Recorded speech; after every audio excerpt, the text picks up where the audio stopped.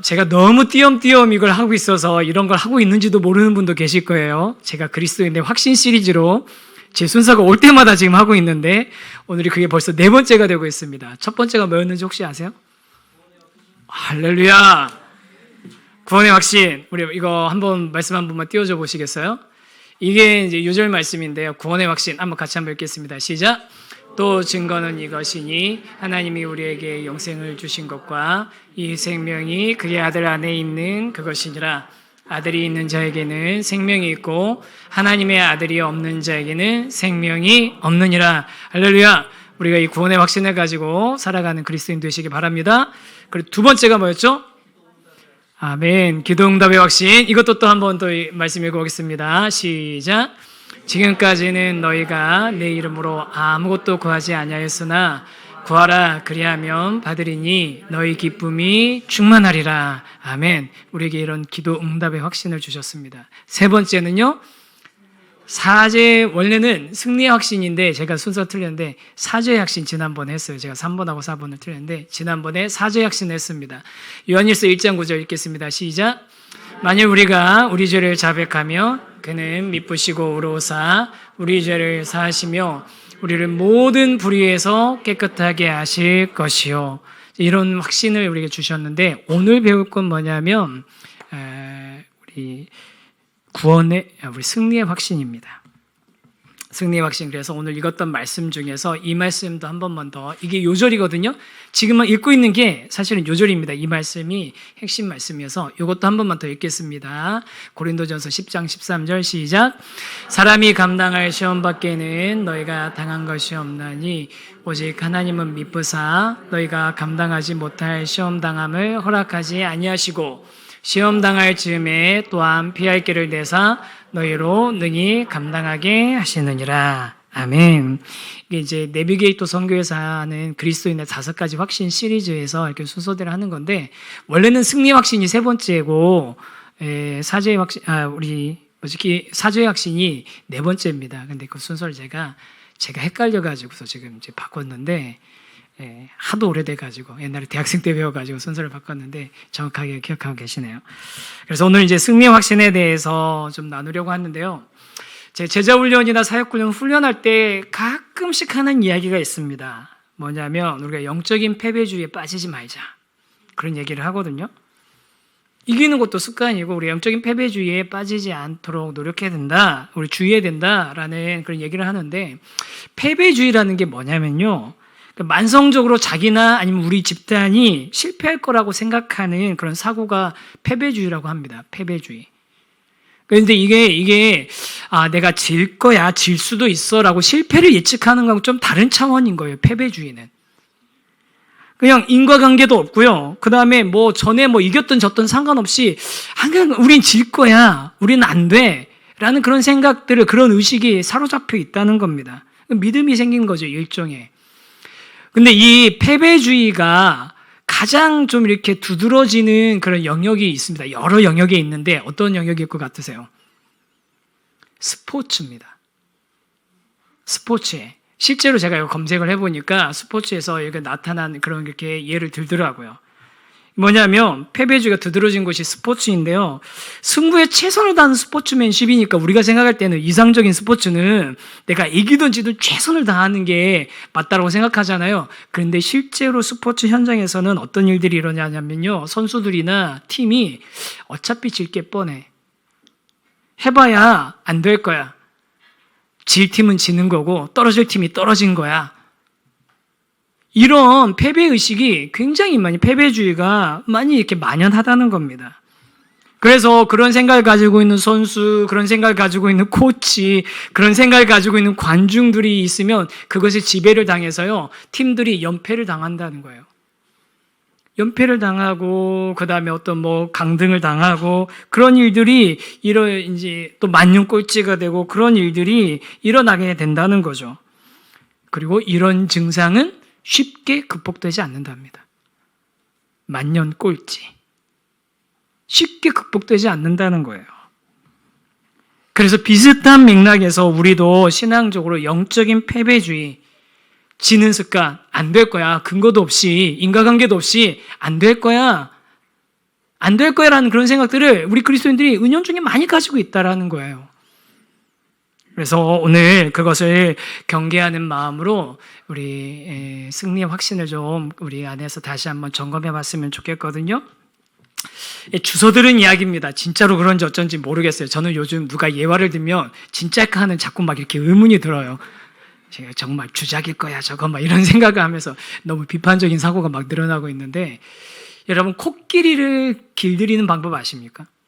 저도 주워들은 얘기예요. 화면 한 번만 보여주시겠어요? 코끼리. 큰 성인 코끼리가 여러분 힘이 굉장히 얼마나 센지 아시죠? 뭐 차도 이렇게 막 뒤집고 하거든요. 뭐 지상에서 육상에서 코끼리보다 지금 큰 짐승이 어디 있겠습니까? 그런데 저 코끼리의 저 두꺼운 발을 지금 메고 있는 저 쇠사슬, 코끼리가 저 쇠사슬을 정말 끊을 수 없을까요? 실제로 다른 사진들도 보니까요, 코끼리 사진을 보니까 저것보다 훨씬 얇은 쇠사슬로 묶어놓은 코끼리들도 있더라고요. 그런데 어떻게 그런 일이 일어나느냐? 코끼리가 아주 어렸을 때 코끼리를 데려다가 말뚝을 박아놓고 좀 단단하게 박아놓고 쇠사슬로 묶는답니다. 그러니까 어린 코끼리니까 힘이 없어가지고 자꾸 이거 벗어나려고 발버둥 치다 보면 피부가 까지고 아프고 그러는데 벗어나지 못하니까 계속 그 상태를 어려서부터 계속 경험하게 되면요, 저 쇠사슬에 묶고만 놓으면 아 이건 내가 벗어날 수 없어 라고 생각하고 벗어날 시도를 안 한다는 거예요. 다시 한번 말씀드리지만 진짜인지 아닌지는 저도 모릅니다. 주워들은 이야기입니다. 그런데 생각해 볼 포인트는 분명히 있는 거죠. 그리스도인이 이 땅에서 살아가면서 우리가 너무 오랫동안 그리스도인들이 야 예수님 닮은 거 안 돼. 제가 제자 훈련하면서 우리의 최종의 목표가 뭔지 아십니까? 예수님처럼 되는 겁니다. 그러면 다들 입에 이만큼 벌어져. 어떻게? 우리가 감히 어떻게? 그러거든요. 우리 막 너무 어려서부터 안 되는 거야. 그거 이상적인 거야. 성경 말씀대로 안 되는 거야. 이런 그 영적인 패배주의에 오랫동안 길들여져 있는 거예요. 근데 이게 이제 그렇게 될 수밖에 없는 것 중에 하나가 뭐냐면, 우리가 그 지난 우리 신국원 교수님이 강의하실 때도 잠깐 언급하신 부분이기도 하고 저도 몇 번 얘기한 적이 있는데, 우리의 그리스도인의 이 땅에서 그리스도인으로 살아가고 있는 이 그리스도인의 상태가 약간 이중적인 상태이기 때문이에요. 이미 구원을 받았어요. 예수 그리스도께서 십자가에서 승리하신 그 구원의 그 은혜를 우리가 입었고, 예수님이 승리하셨다는, 이미 구원받았다는 것을 우리가 확신하고 있지만, 이미 그런 상태이지만 여전히 아직 그 구원이 완성되지 않은 상태에 놓여 있는 거죠. 그러니까 약간 이 이중적인 상태에 놓였기 때문에 내가 구원받았는데도 아직 완성되지 않은 내 모습을 보면 내가 이 구원에 도달하고 또 이 구원이 완성되는 그 과정들을 내 힘으로 감당할 수 없다는 것을 깨닫게 되고 또 실패하고 넘어지고 하는 그런 일들이 반복되면서 우리 안에 이런 패배의식이 쌓이고 그것이 대대로 전수되어서 우리는 나도 모르게 그 패배주의를 가지고 시작하는 겁니다. 안 된다고 생각하는 거죠. 제가 만났던 선교사님 중에서 굉장히 훌륭하신 선교사님이 몇 분 계시거든요. 그런 선교사님들 중에 모 선교단체의 한국 지부장까지 하신 분이 있으세요. 국제선교단체에. 근데 그분 저는 정말 어떻게 이렇게 용감하게 막 중국으로 선교 나가시고 막 그러셨나 했더니, 대학교 1학년 때 예수님 믿고요, 대학교 2학년 때 선교 헌신하고 대학교 졸업하고 가셨대요. 놀랍지 않습니까? 대학교 1학년 때 예수 믿고 대학교 2학년 때 헌신하고 대학교 졸업하고 선교지로 가셔서 평생 하시는 거예요. 이분은 그게 없어요. 안 된다는 게 없어요.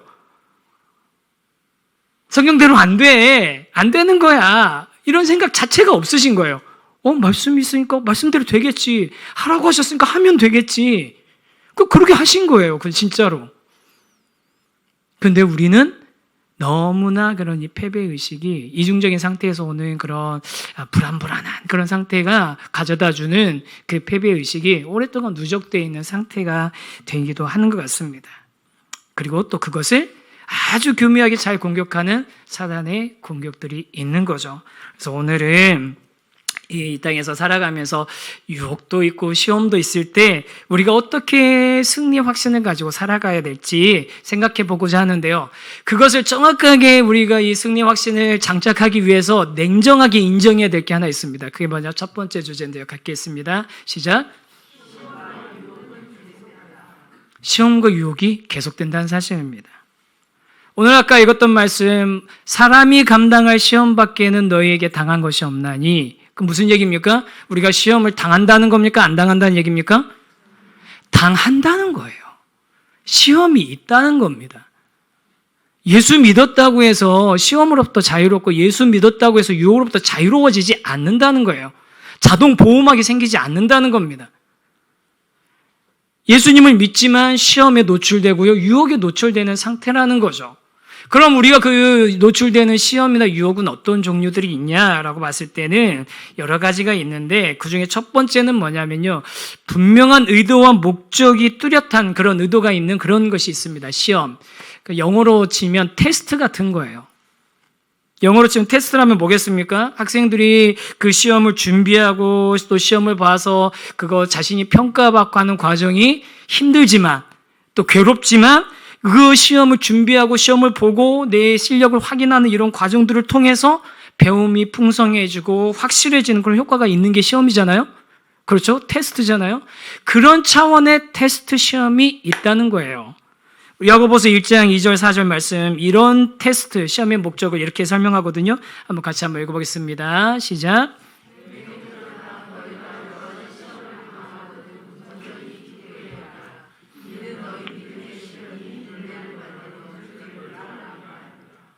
여러 가지 시험, 이런 테스트를 당할 때는 기쁘게 여기라는 겁니다. 뭐냐면 믿음의 시련이 인내를 만들어내는 줄을 너희가 알미라.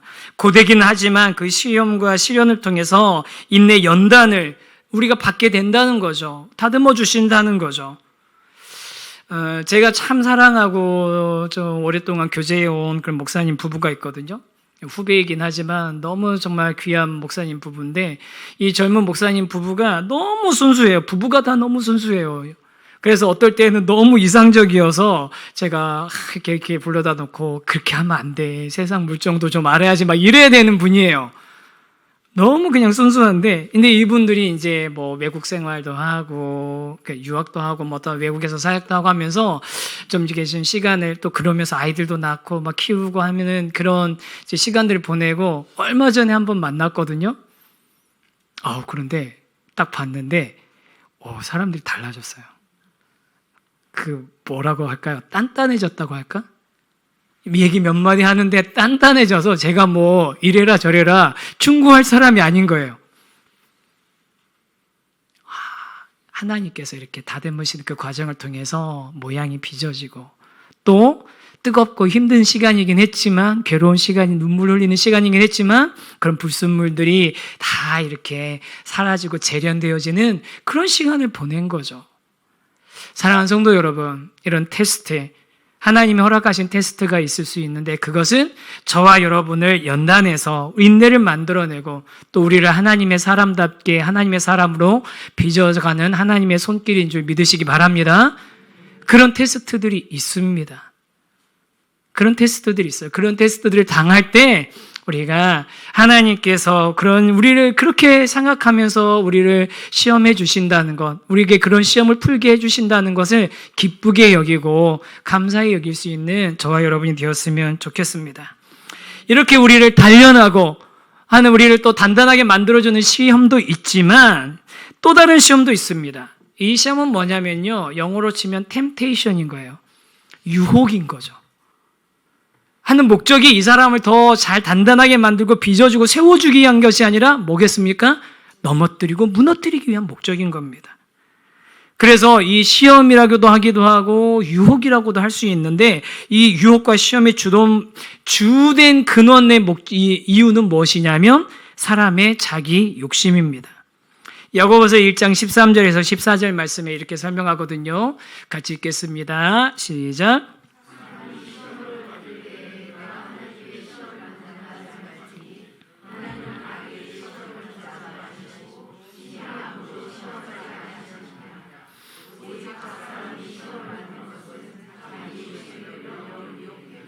자, 여기 나오는 시험은 아까 말했던 그 시험하고 전혀 다른 종류라는 거 아시겠죠? 이 시험은 뭐냐면요, 하나님께로부터 온 게 아닌 거예요. 우리를 뭐 단단하게 만들거나 우리를 연단하는 그런 목적이 아니라 우리를 무너뜨리려는 그런 목적인 건데, 그 근원이 어디서 나오냐면요, 자기 욕심에 끌려 미혹된다는 겁니다. 자기 욕심에 끌려 미혹된다는 거죠. 그런데 참 아이러니한 건 뭐냐면요, 자기 욕심에 끌려서 미혹되는 건데도 불구하고 그런 시험을 받고 그런 유혹을 받아서 넘어진 사람들이 가장 많이 하는 게 뭐냐면 남 탓을 많이 하죠. 다른 사람 핑계를 하는 거예요. 탓한 거예요. 환경을 탓하고 뭐 원가족의 문제를 이야기하고 주변 사람을 탓을 하고 사회를 탓하는 그런 사람들이 많이 나오는 거죠. 그런 요소들이 없었다고 말할 수는 없겠지만, 사실 뭐 사람이 뭐 실수하고 뭐 그 넘어지고 하는 데는, 죄를 짓고 하는 데는 그런 요소가 전혀 작동되지 않았다고 말할 수는 없겠지만, 그렇다고 해서 그것들이 모두 다 바깥의 요인에 의해서만 일어나는 건 아니라는 거죠. 자기 욕심에 끌려 미혹되는 것이 크다는 겁니다. 그거 관련돼서 우리 신앙 선배 중에 마틴 루터가 이런 이야기를 했습니다. 그 다음 한번 보시겠어요? 마틴 루터인데, 제가 이걸 갖다가 인터넷에 검색해 보니까 저런 사람이 실제로 있더라고요. 새가 머리 위에다 둥지를 튼 거예요. 신기하죠? 마틴 루터가 이런 얘기를 하는 거예요. 새가 머리 위를 날아다니는 거는 그냥 뭐 어쩔 수 없다는 거예요. 근데 머리 위로 새가 날아다니는 거 어쩔 수 없잖아요. 그런데 새가 머리 위에 둥지를 트는 것을 내버려둬서는 안 된다는 거죠. 유혹이 있을 수 있습니다. 주변 환경에 그런 유혹이 있을 수 있고, 또 마귀 사단의 간교한 그런 계략이 있을 수도 있습니다. 그런데 그런 것들이 내 머리 위를 막 맴돌고 할 수 있는데, 내 머리에 앉아가지고 둥지를 트는 것을 내버려 두는 것은 안 된다는 겁니다. 우리 이 마틴 루터만 얘기한 게 아니라 우리 오카는 목사님도 그런 얘기 하셨어요. 로마서 설교하시면서 자기의 화원을 아름답게 꾸미기를 원하는 사람은 잡초가 자라는 걸 내버려두면 안 된다. 여러분, 단독주택 사는 거 굉장히 멋져 보이지만 얼마나 고단한 줄 아세요? 조금만 놔두면요, 잡초가 온 마당을 다 지배합니다. 그래서 어떤 게으른 단독주택에 사시는 분들은 마당을 다 이렇게 뭔가 돌 같은 걸로 깔아버리시더라고요. 아주 현명하시다고 생각해요. 잔디 깔면 큰일 납니다. 그 관리하는 거 되게 힘들거든요. 자기 정원을 아름답게 가꾸길 원하는 사람은 잡초가 자라는 걸 그냥 내버려 두면서 이 화단이 아름답게 유지되길 바라는 것은 안 되는 잘못된 생각이라는 거죠. 우리 사랑하는 성도 여러분, 우리 자기의 욕심에 끌려서 유혹받고 또 그런 시험을 당하면서 우리가 넘어질 수 있습니다. 그럴 때 우리가 그런 상황에 우리 자신을 스스로 돌아보고 하나님 안에서 우리 자신이 하나님 앞에서 바른 방향을 찾고 또 하나님께서 돌이켜주시는 은혜를 입을 수 있도록 구할 수 있는 저와 여러분이 되면 좋겠습니다. 유혹이 있을 수 있고 때로는 유혹에 넘어질 수도 있습니다. 그럴 때 우리는 남 탓하고 상황을 탓하는 게 아니라 우리 자신의 연약함을 서로 탄식하면서 하나님의 은혜와 긍휼을 구할 수 있는 저와 여러분이 되었으면 좋겠습니다. 그러면 그렇게 우리를 무너뜨릴 수 있는 유혹은 어떤 것들이 있나? 성경에 보면 크게 세 가지의 그 유혹의 종류가 있습니다. 요한일서 2장 15절에서 16절 말씀 한번 같이 한번 읽어보면 좋겠는데요. 시작.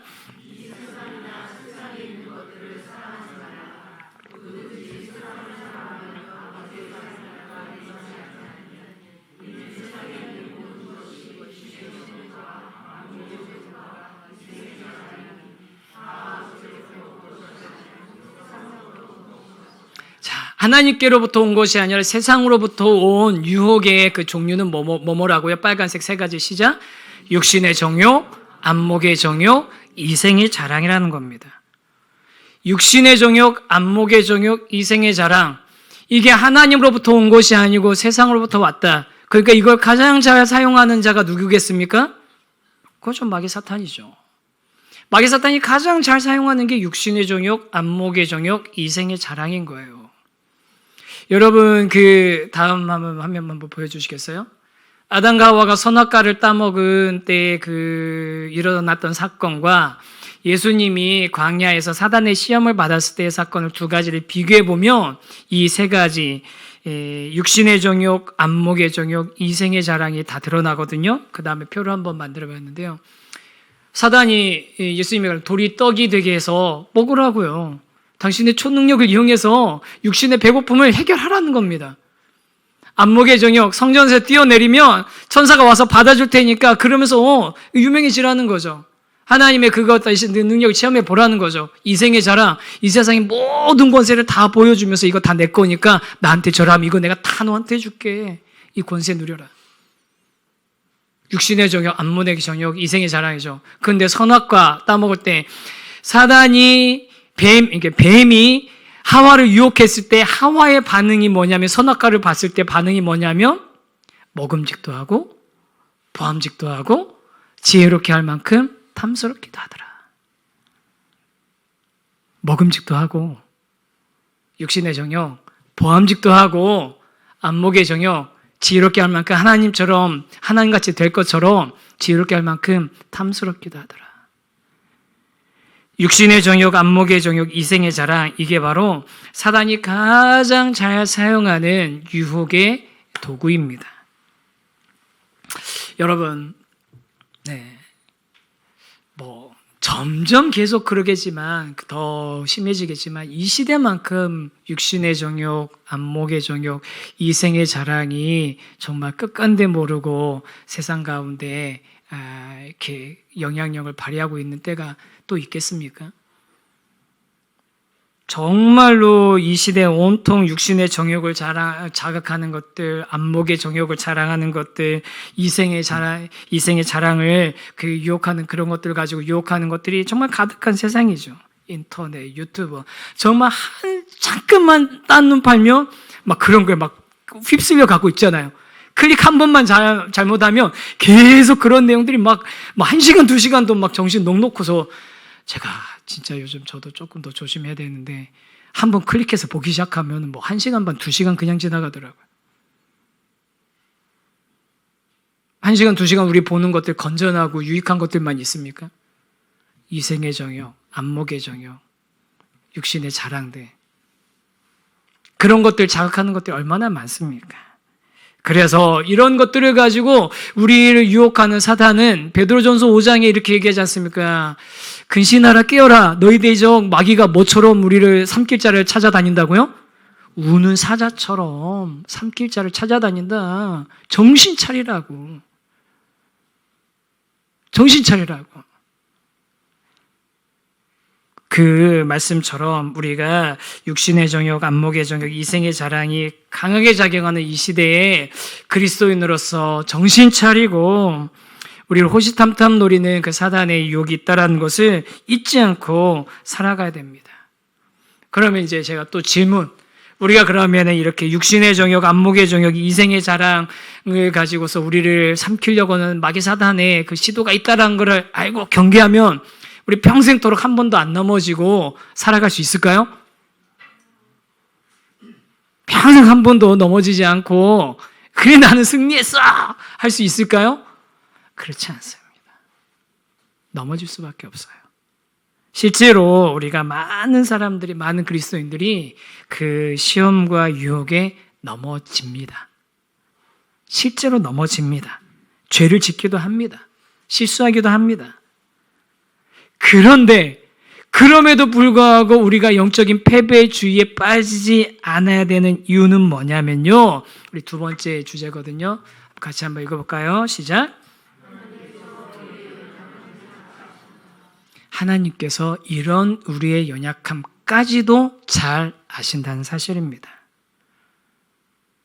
사람이 감당할 시험 밖에는 너에게 당한 것이 하나니 없나니 하나님은 미쁘사 너희가 감당하지 못할 시험 당함을 허락하지 아니하시고,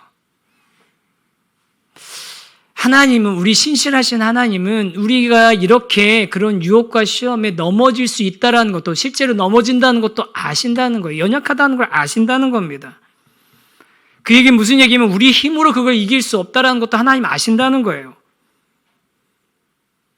우리가 우리 능력이나 결단이나 내가 마음먹었다고 해서 여러분 신앙생활 잘 되고 내가 그리스도인답게 살 수 있다고 하면 우리 다 천사 됐겠죠. 1년에 한 번씩은 결단하잖아요. 아니, 적어도 1년에 한 번씩은 결단하시잖아요. 성공영신 예배 때. 올해는 내가 믿음 말씀대로 살아보겠습니다. 올해는 내가 진짜 하나님 뜻대로 한번 살아보겠습니다. 1년에 한 번 정도는 하시잖아요. 좀 더 많이 하시는 분은 우리 고난주간 부흥회 때 한 번 더 하시고, 한 번 더 하면은 우리 가을 특세 때 한 번 더 하시고, 이 정도 1년에 한 3번, 4번 정도는 하시지 않습니까? 우리가 결단한다고 해서 되는 일이면요, 예수님께서 그렇게 죽으실 이유도 없으셨겠죠.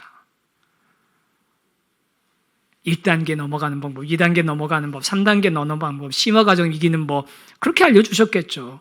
근데 그렇게 되지 않는다는 걸 아시고 우리의 연약함을 아시는 겁니다. 그래서 히브리서 4장 15절에서는 이렇게 말씀하십니다. 같이 읽겠습니다. 시작.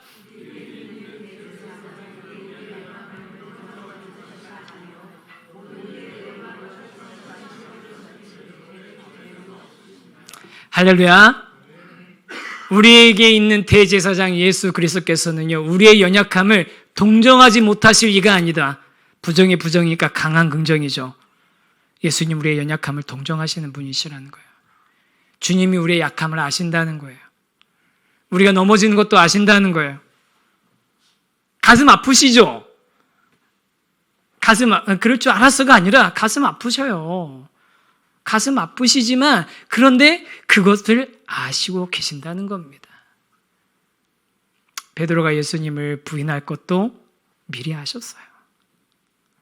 베드로가 나는 다른 사람 다 버릴지라도 나는 그러지 않겠다고 호언장담할 때도 아휴 다굴 때 한번 보자.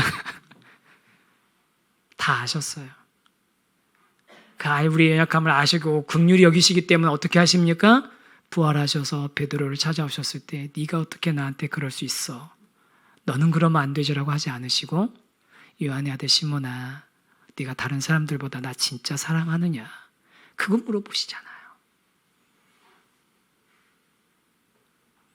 우리 교회 성도 여러분, 우리 연약하지만 우리는 유혹과 시험을 스스로 이길 힘과 능력이 없지만 아무리 결단한다고 해도 우리가 스스로 그 결단을 이겨낼 그런 능력이 우리 안에는 없지만 우리의 이 연약함까지도 긍휼히 여기시는 예수 그리스도로 인해서 우리가 이 모든 연약함에서 우리가 나음을 입고 자유함을 얻고 깨끗함을 얻게 된 줄을 믿으시기 바랍니다.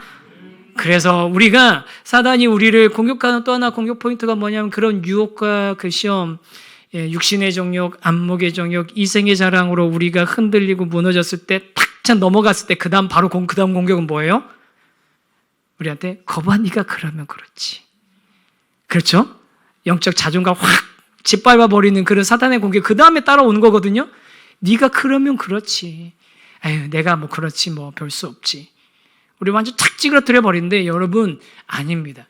우리가 그럴 것까지도 알고 계시다는 거예요. 우리 주님이. 이게 무슨 우리가 마음대로 죄져도 된다는 면죄부 받았다는 게 아니에요. 우리가 죄 지을 것 다 주님이 아시니까 그냥 대충 살아도 된다는 거 절대 아닙니다. 우리가 주님 뜻대로 살고자 하지만 유혹과 시험에 넘어질 때 그럴 때 우리를 긍휼히 여기시고 그렇다고 해서 우리를 포기하시는 게 아니라 그래서 우리를 더 사랑하시는 예수님이시고 우리를 더 긍휼히 여기고 동정하시는 큰 대제사장 되심을 믿으시기 바랍니다. 그렇기 때문에 주님이 우리에게 어떻게 하십니까? 하나님 어떻게 하십니까? 세 번째 주제입니다. 같이 읽겠습니다. 시작. 피할 길을 내시고 감당할 수 있게 하십니다. 시험 당할 즈음에 또한 피할 길을 내사 너희로 능히 감당하게 하시느니라. 할렐루야. 얼마나 놀라운 약속입니까? 시험 당할 즈음에 피할 길을 내사 너희로 능히 감당하게 하신다. 저와 여러분의 인생에 정말 막다른 골목인 것 같고 정말 우리 인생 완전히 무너지고 정말 아무런 가치도 없는 쓰레기 같은 그런 생각이 들 때 그때 여러분 주님께서 저와 여러분에게 피할 길을 내시는 분이신 줄 믿습니다. 길이 없는 곳에 그 광야의 길을 만드시고 물이 없는 그곳에 강을 만드신 주님이십니다. 피할 길을 내사 능히 감당하게 하시느니라. 그래서 저와 여러분이 그 주님을 의지하면서 이제는 우리가 그리스도인답게 살아가고 말씀대로 살아가기 위한 그런 몸부림을 계속 그 믿음의 경주를 계속 해 나가는 거예요. 계속 그 경주를 해 나가는 겁니다. 올 한 해 그렇게 해 나가는 겁니다. 주의 말씀을 따라서 삼가하고요. 또 그 다음에 우리 깨끗한 행실을 하려고 애쓰고 그러면서 해나가되 이 모든 노력들을 해야 되는 이유는 뭐냐면 이 승리의 근본이 어디로 온다는 거고요. 그 승리의 이유가 어디에 있다고요? 예수 그리스도에게 있다는 겁니다. 요한일서 5장 4절 5절 말씀, 이 말씀 한 번만 더 읽겠습니다. 시작.